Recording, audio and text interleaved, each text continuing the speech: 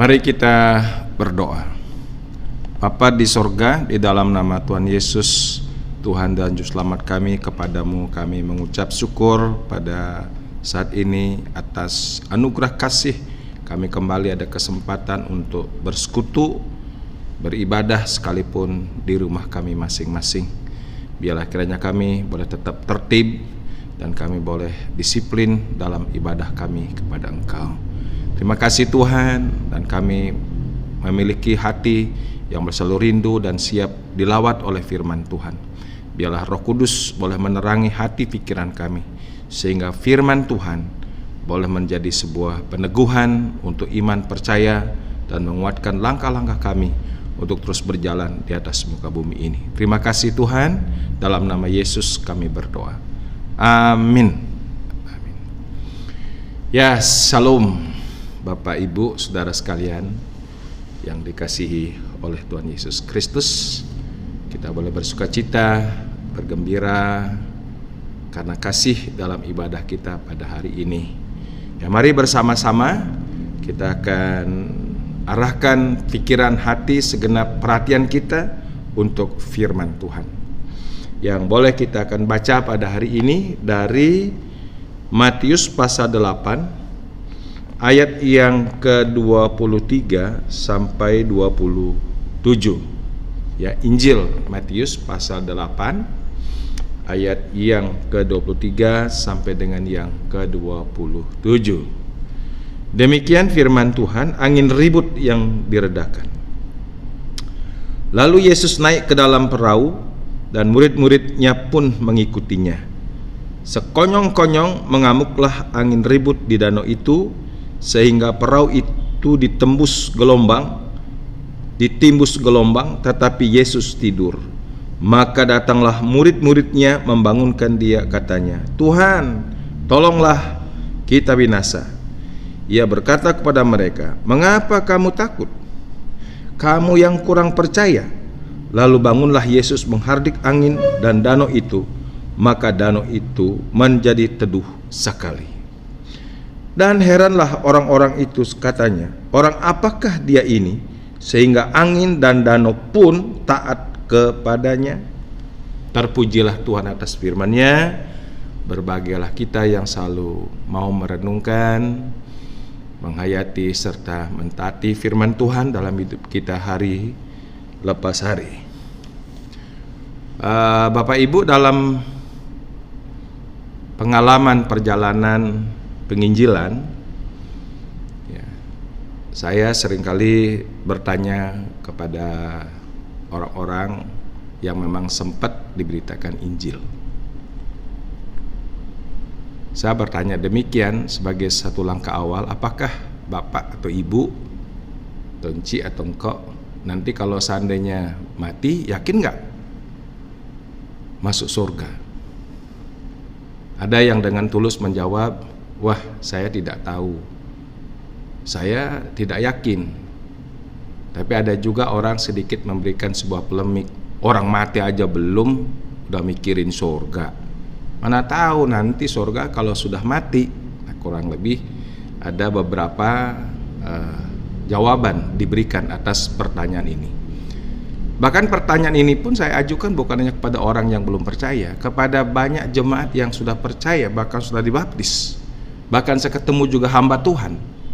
Yakin gak kamu kalau seandainya Tuhan panggil kamu hari ini, ada jaminan ke surga?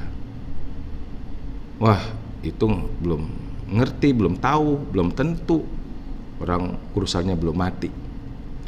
Saudara, banyak orang tidak memiliki satu kepercayaan atau setengah keyakinan. Nah, makanya hari ini kita akan merenungkan satu tema, yaitu adalah dosa kurang percaya. Ya, dosa kurang percaya. Saudara, kita telah membaca perikop ini. Nah, sebelum terjadi peristiwa ini, kalau kita melihat perikop-perikop sebelumnya dan juga pasal-pasal sebelumnya, Yesus banyak memberikan pengajaran firman Tuhan. Ya, perikop ini itu didasarkan juga ya atas bagaimana Tuhan Yesus mengajar meletakkan dasar iman atau dasar kepercayaan. Makanya ada dalam Matius pasal 7 24 ayat 27, saudara baca di situ, ada dua orang yang membangun rumah, satu di atas batu karang, satu di atas pasir. Ini perumpamaan berbicara sebenarnya di mana kita meletakkan dasar iman kita. Yesus menegaskan ya, bahwa kita harus meletakkan dasar iman kita yang kuat bukan di atas pasir, bukan di atas dasar yang gampang roboh ya, tapi di atas batu karang. Dan memang Yesuslah yang digambarkan sebagai batu karang yang teguh. Dasar iman kita yang teguh adalah di dalam Yesus Kristus yang adalah batu karang. Yesus telah mengajar dengan jelas itu. Terus yang kedua, Yesus juga atas pengajaran ini dia meneguhkan dasar iman itu dengan mengadakan berbagai mujizat. Nah, itu boleh dibaca pada pasal-pasal sebelumnya. Ya, bagaimana Yesus mengadakan mukjizat-mukjizat yang sangat luar biasa. Ya, ada menyembuhkan seorang yang sakit kusta, menyembuhkan hamba seorang perwira di Kapernaum, ya, terus menyembuhkan anak muda di Nain, banyak mukjizat. Jadi mukjizat-mukjizat ini adalah satu pembuktian, peneguhan ya, untuk iman percaya. Untuk iman percaya. Yesus lakukan hal itu dengan jelas.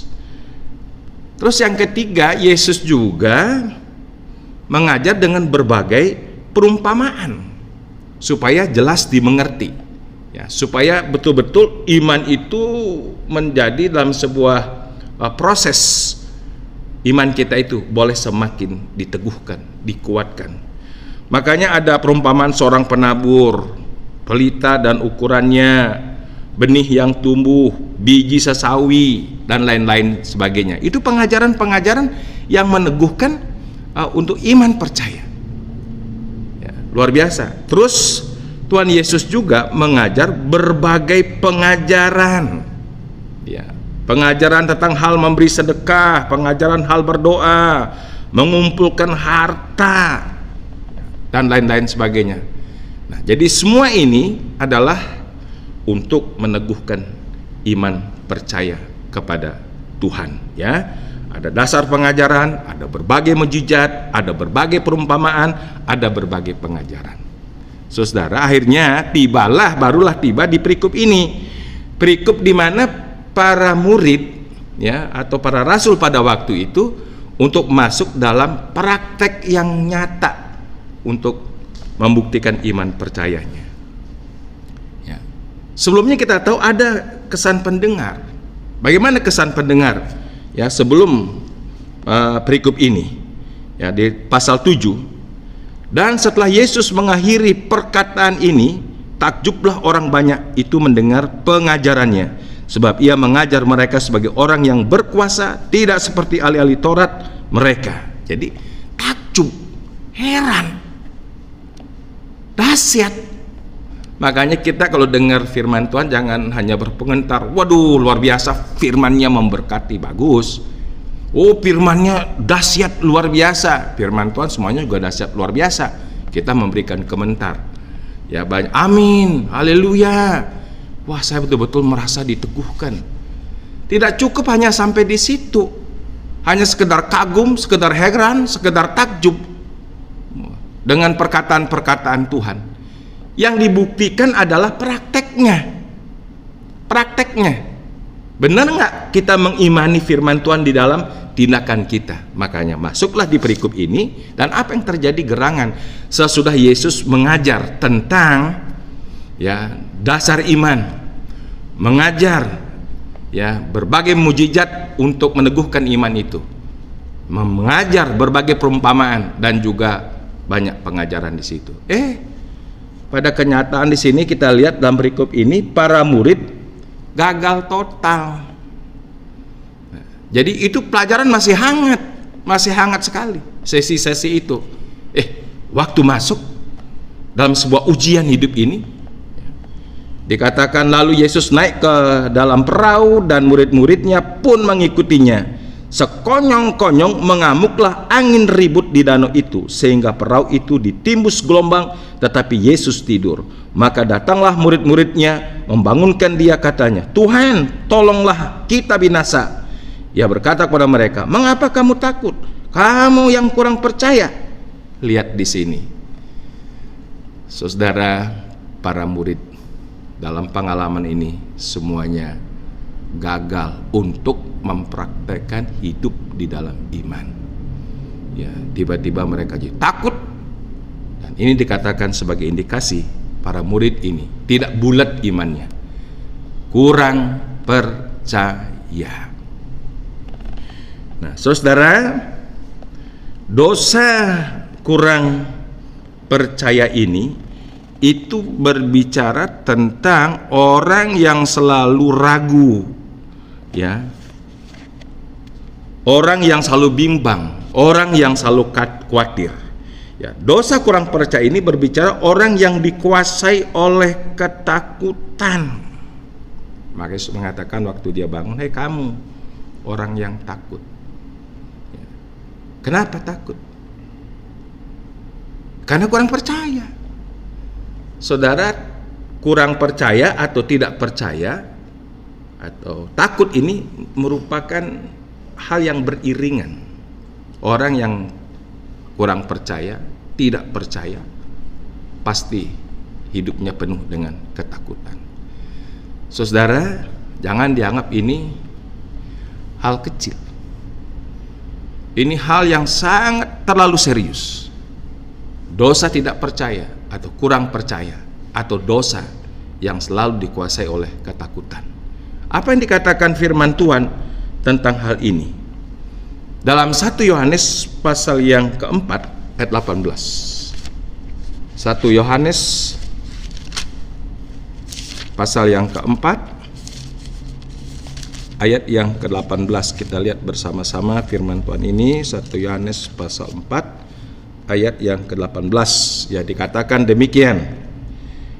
Di dalam kasih tidak ada ketakutan. Kasih yang sempurna melenyapkan ketakutan.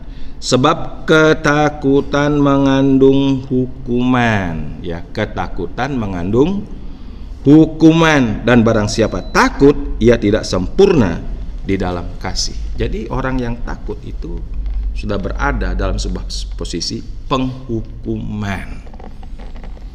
Wah, jadi banyak hal-hal yang tidak perlu takut jadi takut.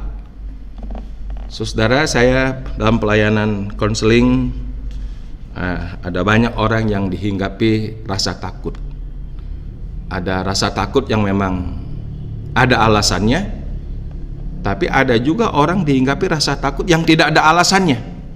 Ya, dan dilihat, dipilah-pilah satu persatu. Dari segi keluarganya baik-baik. Dari segi ekonomi sudah kelebihan, kelimpahan. Ya, dari segi kehidupan bisnis sangat diberkati. Sepertinya nggak ada kekurangan. Tapi ada seseorang yang dilayani, ya, dia menceritakan pengalaman takut yang tidak beralasan. Banyak hal terjadi selama atau dia sedang ada perjalanan untuk kunjungan keluarga atau dia pergi sesuatu, pas jalan tol tiba-tiba dia dihinggapi rasa takut sampai peluhnya atau keringatnya berbulir-bulir seperti kajang hijau. Ya, dia takut, seperti ada bayangan yang mengerikan, takut mati. Aduh, kalau saya di sini bagaimana? Sampai terus minggir. Dia harus rest sebentar untuk menenangkan diri, ya. Dan orang ini memiliki dokter spesialis untuk semua bagian organnya. Ada spesialis paru, jantung, ya, ginjal, semua segala macam. Waktu dicek semua dari ujung rambut sampai telapak kaki normal, tidak ada penyakit. Ya, dipilah-pilah nggak ada alasan. Tapi dia muncul tiba-tiba ketakutan yang luar biasa. Ini ngeri sekali orang yang memiliki ketakutan seperti ini. Dan saudara dilayani hanya di dalam kuasa Yesus, dalam kasih Yesus, ya ketakutan ini bisa diatasi.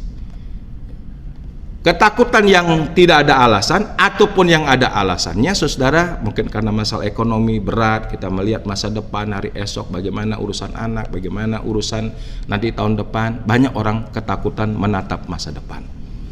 Saudara, ini penting untuk diatasi. Ini sebuah badai yang terjadi di dalam kita, dalam jiwa kita, dalam hati kita. Ini perlu diatasi.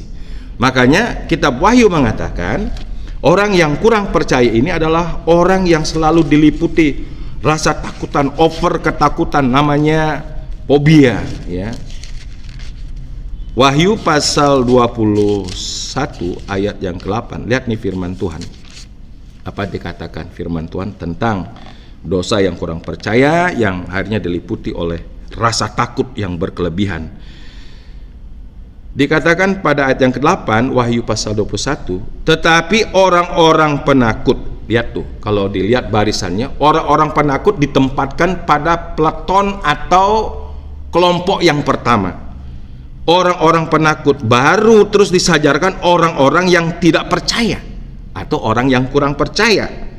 Orang-orang keji, orang-orang pembunuh, orang-orang sundal, tukang-tukang sihir, penyembah-penyembah berhala, dan semua pendusta, mereka akan mendapat bagian mereka di dalam lautan yang bernyala-nyala oleh api dan belerang. Inilah kematian kedua. Lihat di situ, saudara, nggak kecil akibat dari dosa, tidak percaya atau kurang percaya, akhirnya diliputi oleh ketakutan. Pada waktu kita takut itulah merupakan sebuah hukuman. Kalau terus ini berproses, tidak ada solusinya, jalan keluarnya, maka Wahyu pasal 21 ayat 8 dengan jelas menjawab. Orang-orang penakut itu diletakkan yang pertama, kelompok yang pertama, masuk ke dalam belerang dan api yang bernyala-nyala. Baru orang-orang yang tidak percaya, baru terus orang-orang pendusta, orang-orang sundal, dan semua segala macamnya. Nah, saudara, syukur disinilah kita dalam Yesus Kristus yang sudah percaya dan meletakkan hidupnya dalam Yesus, maka ketakutan menjadi sirna. Yang dipentingkan adalah iman percaya yang teguh.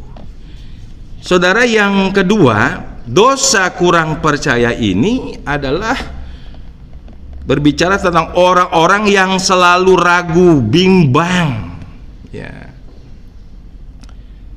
sulit untuk yakin, ragu-ragu aja terus, bimbang terus, ya, ini luar biasa.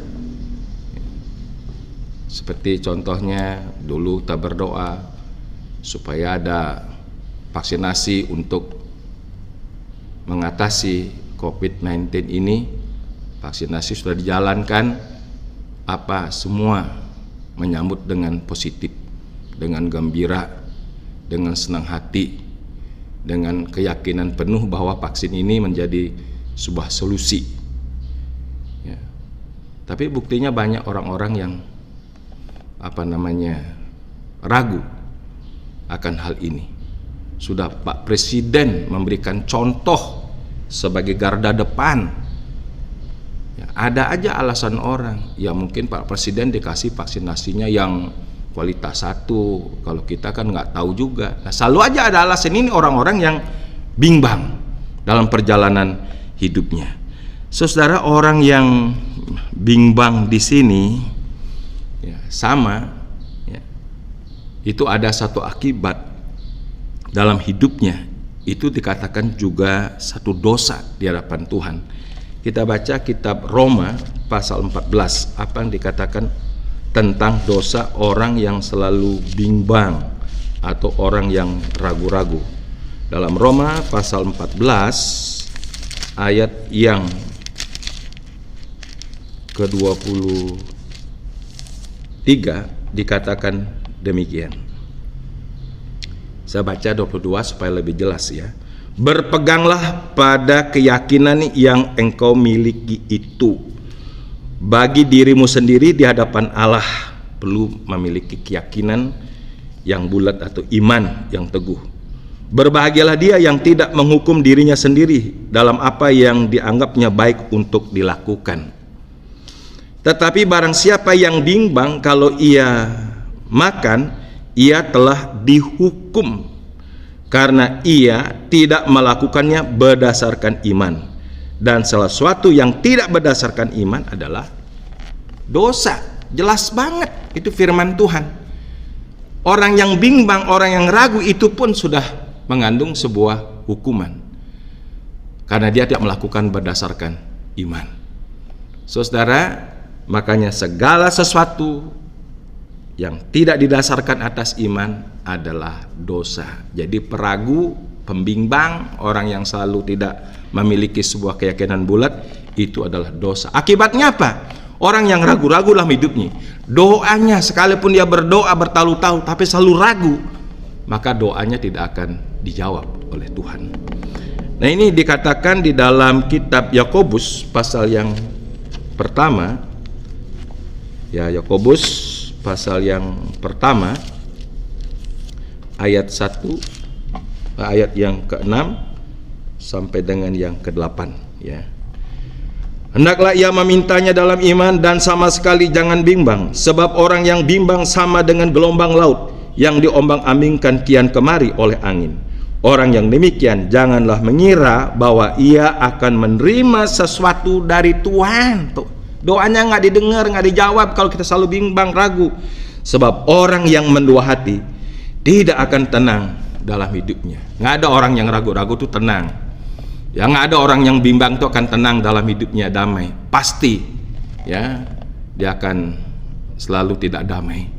Nah, karena itu, saudara, dosa kurang percaya ini adalah berbicara mengenai orang-orang yang selalu ragu atau bimbang dalam menghadapi hidup ini. Yang ketiga, dosa kurang percaya ini adalah dosa orang yang selalu khawatir. Nih, itu temannya tuh. Ketakutan, kebimbangan, kekhawatiran tuh CS tuh. Ya, selalu khawatir dalam hidupnya, ya. Jadi orang Kristen yang khawatir adalah orang Kristen yang tidak bisa bertumbuh, apalagi berbuah. Orang Kristen yang selalu khawatir dalam hidupnya adalah orang yang dalam proses perjalanan pertumbuhan itu stagnan, berhenti. Memang firman Tuhan mengatakan dalam Matius pasal yang ke-6 27, dikatakan di situ, siapakah yang bisa menambah sehasta saja hidupnya karena kekhawatiran? Tidak ada. Artinya orang Kristen yang selalu kekhawatiran dalam hidupnya, dia tidak akan bisa mengalami pertumbuhan normal sebagai anak Tuhan. Bahkan akan menjadi orang Kristen yang kerdil, dan akhirnya akan dikuasai oleh kekhawatiran, dan akhirnya tidak bisa bertumbuh imannya, alias mati. Nah, itu yang dikatakan dosa yang orang yang kurang percaya, ya. Orang percaya, Tuhan Yesus menegur para muridnya yang baru saja telah menerima pengajaran tentang iman, ya, dengan penjelasan yang begitu luar biasa, tetapi pada waktu prakteknya mereka gagal dalam berproses menghadapi berbagai ujian dan cobaan di tengah-tengah dunia ini. Nah, saudara, mari dengan iman kepada Tuhan Yesus Kristus kita hadapi kenyataan hidup di dunia yang dipenuhi oleh onak dan duri. Jadi kita belum di sorga, di bumi yang ditumbuhi onak dan duri. Ada banyak persoalan, pergumulan yang harus kita hadapi di tengah-tengah dunia ini. Ada berbagai bencana yang sedang, ya, sangat up to date sekarang ini, ya, berbagai bencana, gempa bumi, tanah longsor, banjir bandang, ya, gunung meletus, pesawat jatuh, ancaman-ancaman yang begitu sangat luar biasa yang sedang kita hadapi sebagai bangsa, dan kita di dalamnya sebagai anak Tuhan. Ini dibutuhkan, ya, iman yang teguh kepada Tuhan Yesus Kristus. Jangan ragu, jangan bimbang, jangan khawatir tentang hari esok. Dan Tuhan sudah menyatakan janjinya. Jangan kamu khawatir tentang apapun juga. Tentang makan, minum, pakai, dan lain sebagainya. Tuhan memberikan janji. Kita perlu percaya teguh. Saudara, kita juga sedang menghadapi berbagai macam ancaman kejahatan atau kriminal, ya. Pencurian, perampokan, penjamrekan, pembunuhan. pemerkosaan dan lain sebagainya, tindakan-tindakan kriminal ada di sekitar kita. Ini adalah situasi-situasi yang mencekam, ya, yang kita juga bersama-sama hadapi. Kita juga menghadapi berbagai rongrongan, ya, rongrongan radikalisme, ekstremisme, rasisme, intoleransi, dan juga lain-lainnya. Ini sebuah fakta kenyataan, badai gelombang di tengah-tengah dunia.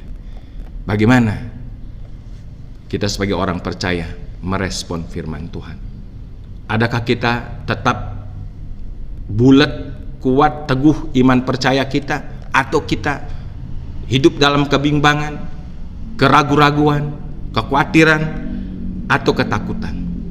Itu bukan sebuah jawaban. Itu justru akan lebih membuat kita menderita. Mari, di tengah-tengah situasi yang memang kita hadapi sekarang dan juga serangan pandemik, sekarang ada gelombang yang kedua, dikatakan lebih serius dan lebih ganas, dan peningkatan hari lepas hari sekarang sudah mencapai belasan ribu orang, rumah-rumah sakit penuh. Saudara, ini situasi yang sangat juga mengerikan. Tapi saya mengajak dengan firman Tuhan pada hari ini, ya, mari di tengah-tengah ini kita memandang kepada Yesus Kristus, ya, yang sudah menyerahkan hidupnya untuk kita orang-orang berdosa. Kita pandang Dia sudah mengampuni dosa kita, menebus kita, bahkan menyelamatkan kita. Pengharapan kita, akhir hidup kita bukan urusan dunia, tetapi kita boleh bersama-sama dengan Tuhan. Jaminannya apa? Bukan diri kita, bukan apa dari kita. Yesus yang sudah tergantung di atas bukit Golgota. Mari tetapkan langkah iman kita, apapun terjadi, iman kita tetap hanya kepada Yesus Kristus untuk seterusnya dan juga selama-lamanya. Tuhan memberkati kita. Mari kita berdoa. Bapa kami di sorga, terima kasih firman Tuhan pada hari ini yang boleh menyingkapkan satu kenyataan yang sering kami alami dalam hidup kami hari demi hari. Tuhan mengatakan jangan takut, tapi seringkali kami hidup dalam ketakutan. Tuhan mengatakan kami jangan khawatir, tapi seringkali kami kekhawatiran. Tuhan mengatakan supaya kami jangan bimbang, tetapi kami tetap hidup sebagai orang-orang peragu. Hari ini Tuhan dengan firman-Mu, terangi hati pikiran kami. Kami sedang menghadapi ada banyak badai gelombang di tengah-tengah dunia, ya, di Indonesia ini. Tetapi kami diingatkan firman Tuhan, supaya iman kami bulat, dan kami tidak boleh stagnan dalam iman percaya. Terus maju mengiring Kristus, memandang pada Yesus yang sudah tersalib, mati dan bangkit, memberikan pengharapan bukannya dunia, memberikan pengharapan kekal di surga. Terima kasih Tuhan, dalam nama Yesus kami telah berdoa. Haleluya. Amin. Mari kita meneruskan dengan perjamuan kudus pada hari ini. Saya mengajak seluruh jemaat kita mempersiapkan diri, kita berdoa. Mari kita laksanakan perjamuan kudus ini. Di dalam iman percaya kita boleh disiplin, tertib, dan berhikmat, ya, di hadapan Tuhan, supaya perjamuan kudus berlangsung dengan hikmat, supaya nama Tuhan dipermuliakan. Bagi kita semua yang telah dibaptis, mari kita mengambil bagian bersama-sama. Buat kita yang belum dibaptiskan, mohon kesabarannya demi ketertiban kita dalam berjemaat. Kita ambil saat teduh, sikap doa masing-masing kita, memandang kepada pengorbanan Kristus di atas bukit Golgota. Semua dalam sikap hormat, dalam sikap doa kepada Tuhan. Sebab yang telah kuteruskan kepadamu telah aku terima dari Tuhan, yaitu bahwa Tuhan Yesus pada malam waktu ia diserahkan mengambil roti, dan sesudah itu ia mengucap syukur atasnya, ia memecah-mecahkannya dan berkata, inilah tubuhku yang diserahkan bagi kamu, perbuatlah ini menjadi peringatan akan aku.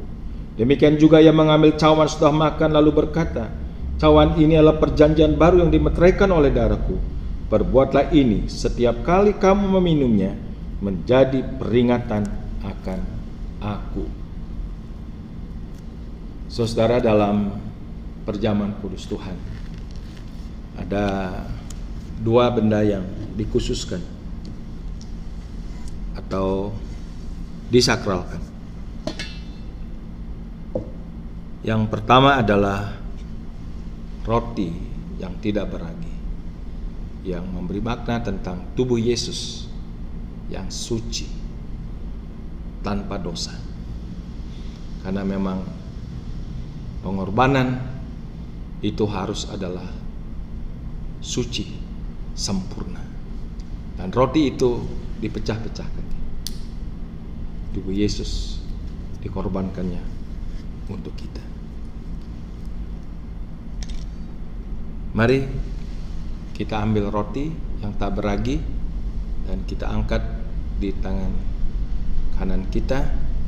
Ya, kita boleh mengenang akan pengorbanan Kristus di atas bukit Golgota. Ya, sesuai dengan firman Tuhan bahwa roti ini melambangkan tubuh Tuhan Yesus yang suci tanpa dosa, dipecah-pecahkannya demi kita orang-orang berdosa. Sekarang terimalah roti ini dengan iman dan makanlah.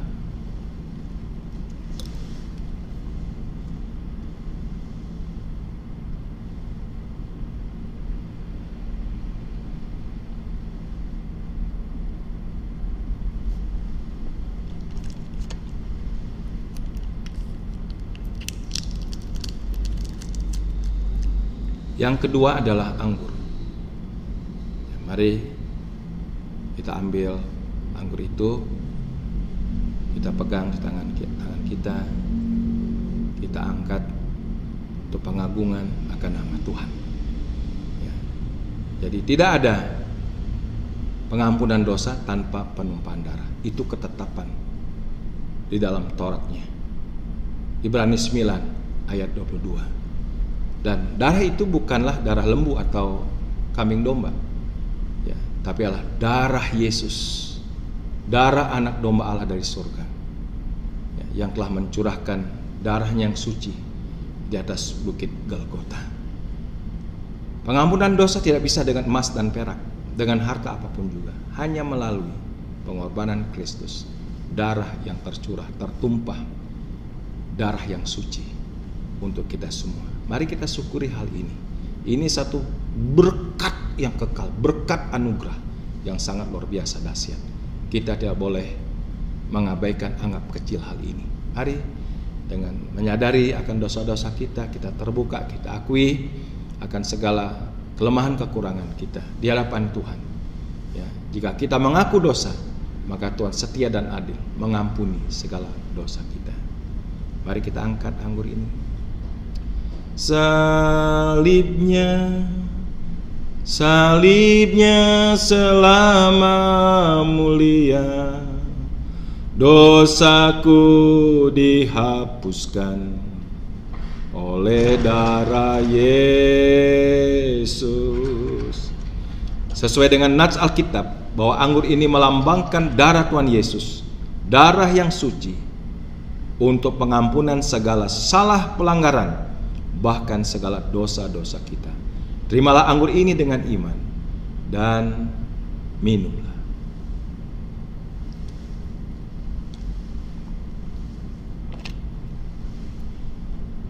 Kita berdoa. Bapa di sorga, kami sungguh sangat bersyukur kepada Engkau karena kami kembali bisa mengenang dan bahkan kami menyatu dengan pengorbanan-Mu untuk kami ditegaskan, diingatkan kembali supaya kami terus dalam perjalanan hidup kami yang penuh kesibukan ini, kami mengingat pengorbanan Tuhan yang suci mulia di atas bukit Golgota, dan kami boleh mendapatkan anugerah penebusan, pengampunan dosa, keselamatan hidup yang kekal. Biarlah kami memiliki sebuah prinsip-prinsip hidup dalam iman percaya, mau menyatu dengan penderitaan, kesengsaraan, kematian Tuhan, dan kami pasti menyatu juga di dalam kebangkitan-Mu. Terpujilah Allah kami kekal, Engkau memberkati setiap kami yang boleh mengambil perjamuan kudus pada hari ini. Dalam nama Yesus kami berdoa. Amin. Mari kita berdoa. Bapa di sorga, terima kasih hari ini kami telah beribadah, kami memuji, memuliakan nama Tuhan, dan kami pun mendengar pengajaran firman Tuhan, supaya di tengah-tengah badai gelombang dunia, kami memandang pada Yesus, memiliki iman yang teguh, dan biarlah apapun terjadi di masa depan, yang kami tahu adalah Tuhan Yesus yang terus menuntun, menyertai, memimpin langkah-langkah kami, sehingga kami tak usah takut dengan apapun juga. Terima kasih Tuhan, kami berdoa untuk keadaan jemaat-Mu di Kelapa Gading, agar di tengah-tengah situasi tekanan pandemik corona ini, agar kami semua boleh tetap bertekun dan setia di dalam iman percaya, setia dalam pengiringan, setia dalam pelayanan kami kepada Engkau. Dan iman jemaat-Mu semuanya terpelihara, terjaga, supaya kami boleh sebagai jemaat-Mu tetap hidup di dalam kemenangan, dalam kemerdekaan dari masalah-masalah yang kami hadapi. Terima kasih Tuhan, kami juga berdoa untuk bangsa negara kami Indonesia, di tengah-tengah pergumulan yang terus semakin berat. Kiranya Tuhan terus menopang, memberkati untuk pemerintahan kami yang ada, baik pemerintahan pusat maupun pemerintahan daerah. Kami berdoa khusus untuk Presiden kami Pak Jokowi, diberikanlah hikmat dari surga, kekuatan kesehatan yang prima, supaya beliau boleh menjadi teladan dan bisa menuntun Indonesia ke arah yang lebih maju, sekalipun ada banyak masalah-masalah yang sedang dihadapi, berbagai bencana alam, dan juga sekarang kasus corona yang terus meningkat, dan lain sebagainya. Mari Tuhan, tolonglah Indonesia supaya tetap bisa terpelihara dari segala rongrongan yang ada, baik dari radikalisme, ekstremisme, dari rasisme, intoleransi, dan lain sebagainya. Tuhan boleh terus menjaga supaya Indonesia tetap berjalan ke arah yang benar, ke arah yang maju, ke arah yang lebih diberkati oleh Tuhan. Kami berdoa untuk gereja Musang Kristus, setiap gereja lokal dimanapun juga. Bila seluruh pelayanan-pelayanan kami yang ada, Tuhan tetap memberkati. Berdoa untuk sinode. Memang oleh karena corona ini, kami mungkin ada penurunan komunikasi, tetapi masing-masing kami dimanapun kami ada, menjaga kualitas iman kami kepada Tuhan. Terima kasih Bapa, terima kasih banyak. Pada hari ini kami jemaat-Mu telah memberi persembahan. Bila persembahannya kami bawa kepada Tuhan, itu boleh memuliakan nama-Mu, boleh berguna untuk meneruskan mengembangkan pekerjaan Tuhan di atas muka bumi ini. Terima kasih Tuhan, inilah syafaat dan doa persembahan yang boleh kami bawa dalam nama Tuhan Yesus, yang mengajar kami berdoa demikian. Bapa kami di surga, dikuduskanlah nama-Mu, datanglah kerajaan-Mu, jadilah kehendak-Mu di bumi seperti di surga. Berilah pada hari ini makanan kami secukupnya, dan ampunilah kesalahan kami, seperti kami sudah mengampuni orang lain yang bersalah kepada kami. Janganlah membawa kami ke dalam pencobaan, tetapi lepaskanlah kami dari segala yang jahat, karena Engkau mempunyai kerajaan dan kuasa dan kemuliaan sampai selama-lamanya. Terimalah berkat dari Tuhan. Kiranya damai sejahtera dari Allah Bapa yang limpah sempurna, kasih karunia penebusan dalam Kristus Yesus Anak yang tunggal, serta janji penyertaan penghiburan oleh Roh Kudus menyertai saudara sekalian sekarang ini sampai selama-lamanya. Amin.